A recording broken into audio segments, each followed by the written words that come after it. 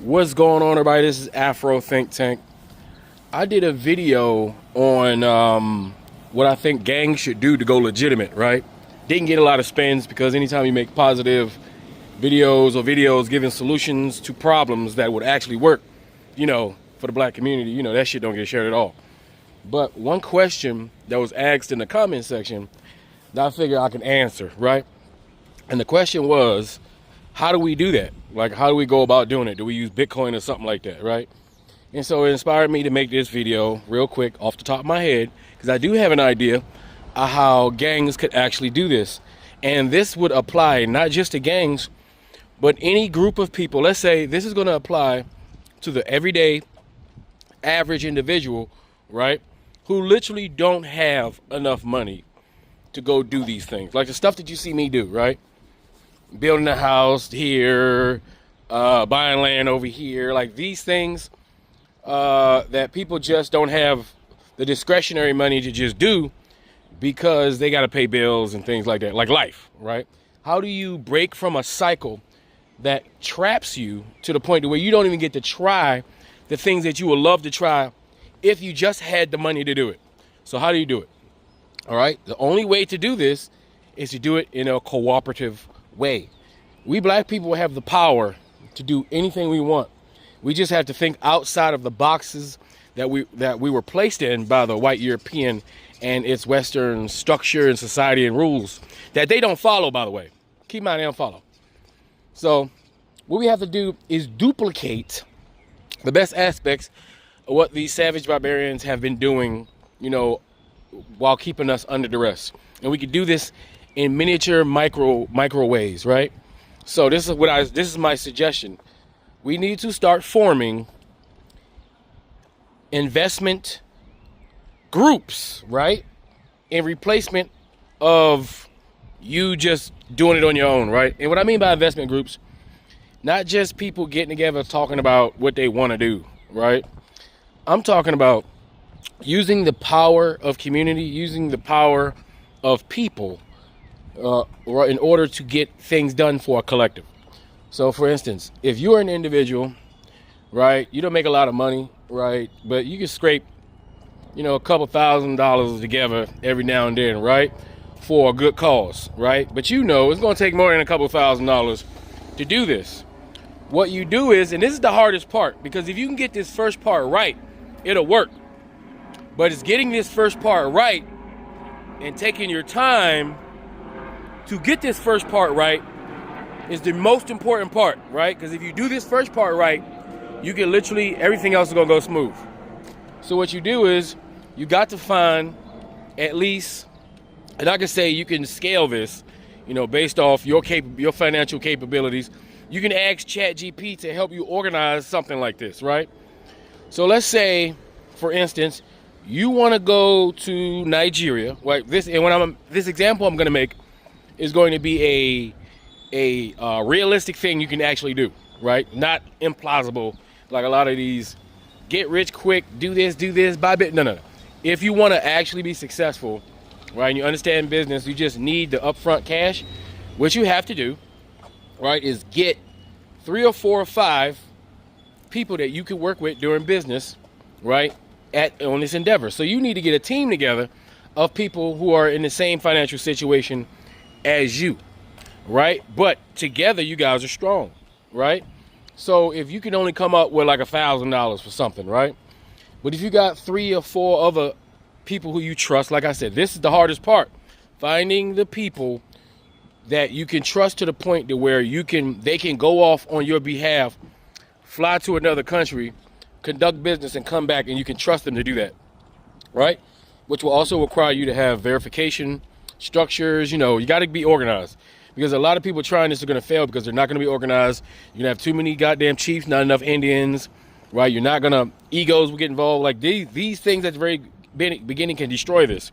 But I want you to understand that white people who have been killing each other for thousands of years now manage to organize and work together while still killing each other, by the way, to steal our resources for half a millennia. Okay? I want you to put this in perspective. All right? white people have been able to stop killing each other, which is their favorite extracurricular activity, all right, that they refuse to stop doing.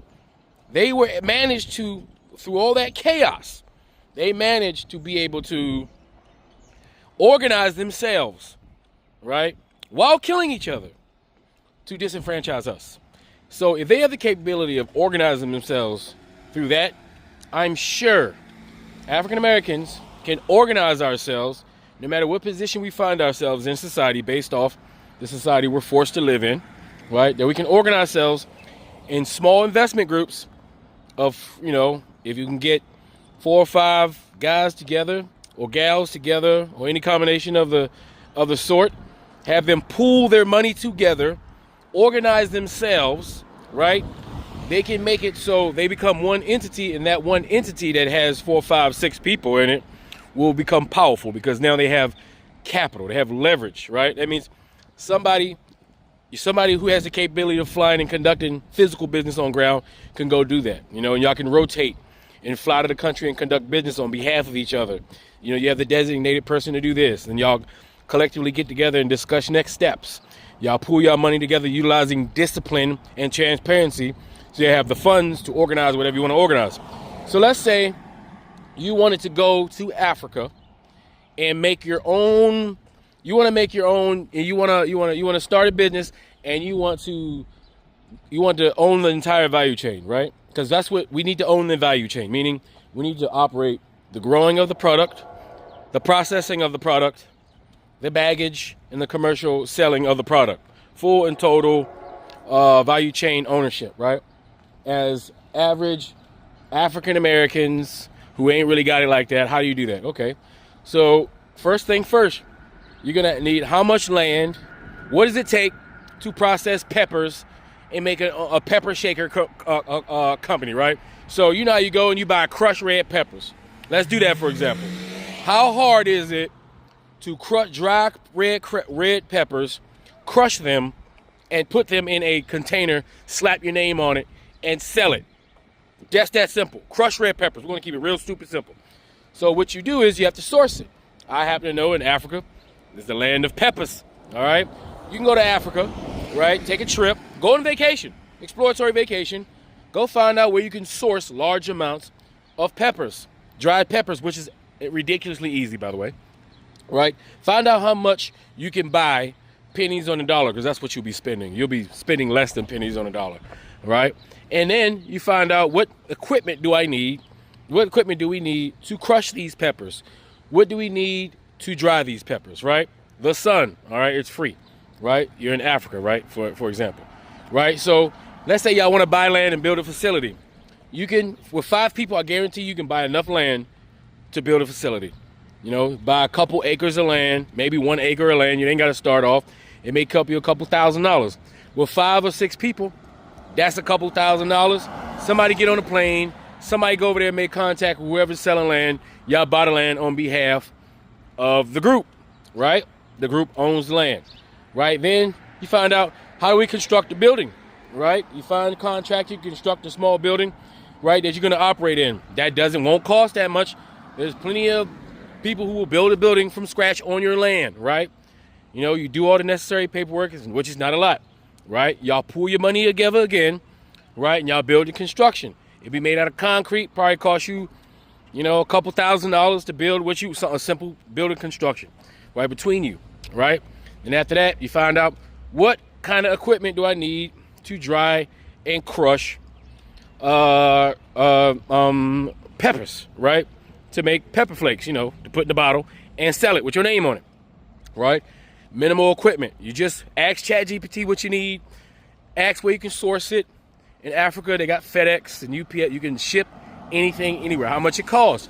You figure out the budget of getting what you need to purchase to where you got to take it to, and you collectively, right, utilize the logistics that you're building, right, and you get it to the location that you purchased.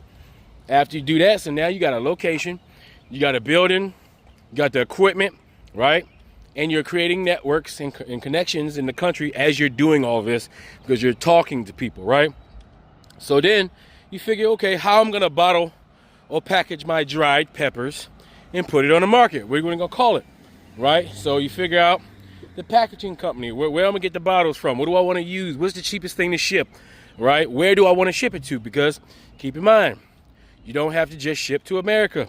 You can ship to any country. There's people around the world looking to buy already pre-bottled, pepper flakes. It's real simple, right? It's a product. People want the product. You process the product. You provide the product for sale. Bam. You start a website. You got your black-owned crushed pepper website. You're selling it online, in bulk, in bulk. You may be selling it to the grocery stores or whatever, right? There's endless opportunity that you can do, right? So instead of cocaine, fentanyl, crack, you can replace it with ginger, crushed pepper, regular pepper, which is paprika, shea butter, cocoa butter, dates, any product that that you see people eating or consuming or using every day. Just look at the things that black people like, right? And we buy a lot of this stuff from Koreans or from Asian people. But we have a whole continent full of all of the stuff that we like, right? On the cheap. We got thousands upon thousands of farmers, of producers on the continent that can easily supply you with tons of this material, this stuff that you buy in the store, at retail price, when you can literally go to Africa, right, in any various country, right, source it directly, right, put your freaking name on it, and sell it retail. There are endless amounts of like when I say endless, literally in Nigeria, there's the grass. You could take the grass, all right, some of this grass you can literally just grab, powder up, put it in a bag, slap the name on it, and sell it. It's so stupid easy. A lot of Africans have absolutely no idea how much money they're sitting on. There are products that you can literally go to Africa with your cell phone that got ChatGPT, start taking pictures of every plant you see and asking it, what does this plant do? And is there a market for it? ChatGPT will tell you. There is so much technology out here that's making it easy for us to find out the things that we don't know. You can even ask ChatGPT to build you a business plan based off what you're trying to do and the step-by-step ways to do it and the legal avenues in which to do it. You don't even have to build your business plan. Ask ChatGPT to build you and your 4-man squad a business plan in order to build a successful international hot pepper flake company basing and sourcing out of Nigeria or Ghana or any other African country. Ask ChatGPT that and it will lay out a plan, and that'll be your foundation for what you're trying to do. And if you can get a bigger group together, do you know how much power you would have if you can get a club together? Keep in mind, if you can keep the money tight, if you can keep people disciplined and not fighting over money, and you can organize your institutions, black people can make little investment clubs like hedge funds. That's what white people do. All the rich white folks get together. They don't even like each other. But under the sake of business, they will get together and they will all invest in one thing, and they take over the entire industry because they're all investing in it.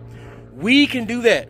We have a location. It's called Africa, a massive continent, a place that every single human being who's smart enough, right, to recognize what's happening in the future, they are all scrambling to secure contracts with wholesalers, resellers, and farmers in Africa in order to process the natural, abundant raw material that they have into finished product to sell it on a global market. We have to get in business. We're the only, and as African Americans, we're the only people that got a relationship with these people the way it can go smoothly. There is no mistrust between African Americans and Africans when it comes to doing business. All right, it's white folks that got the mistrust for obvious reasons. So we got people who want us to come, people who begging for us to invest with them, to work with them together, right? They have an abundance of products that we can source. All we have to do is get on a plane and go see it. We can own the entire industry from nuts to bolts, from ground to finished product, with our brothers and sisters on the continent, creating businesses and networks that will reverberate and create other businesses and networks that will connect and expand off of your business and network. This is what white people do. This is what white rich people with yarmulkes do, called Jews. This is what we complain that everybody else is doing, that we don't do. Come together in an organized manner with as many people as possible, right? The more, the better, right? And then the profit, which should be split, right, evenly through the cooperative business group that you create. And nobody try to get rich quick, fast. Everybody try to go slow and correct, slow and right. And over time, you will build a business that everybody within the group will financially benefit from.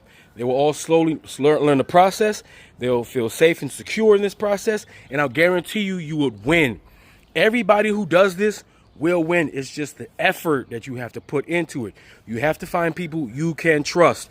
It doesn't matter if you like them personally. Y'all don't got to hang out all the time, but y'all got to be able to get together, have some cordial meetings, and do business together for the benefit of everybody. Community, cooperation, transparency.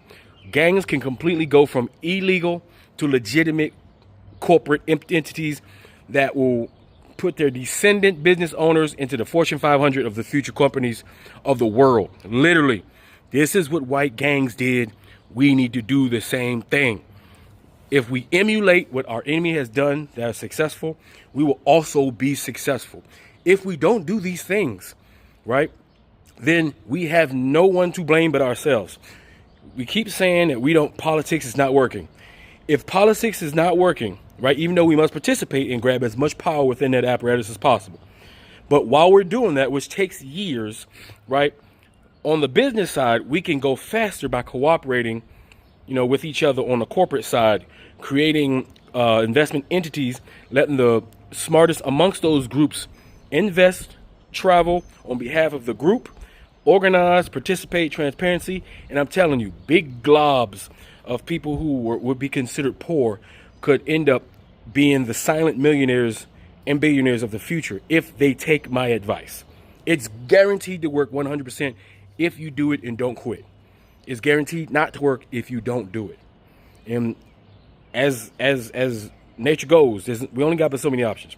Either we wait for white folks to do it for us, wait for a black Jesus to come and make everything better, or we get up like our ancestors and we do this shit ourselves the way we know how to do when we're not being lazy and complacent and just being satisfied with coping with society because we have the ability to cope. Just because you can cope don't mean you have to cope. All right? Anyway, you guys tell me what you think in the comment section. It's Afro Think Tank. Learn something, teach something. I'm out. Who taught you to hate the texture of your hair? Who taught you to hate the shape of your nose? Who taught you to hate the color of your skin to such an extent that you bleach? Who taught you to hate yourself from the top of your head to the soles of your feet? Before you come asking Mr. Muhammad, does he teach hate? You should ask yourself, who taught you to hate being what God gave you?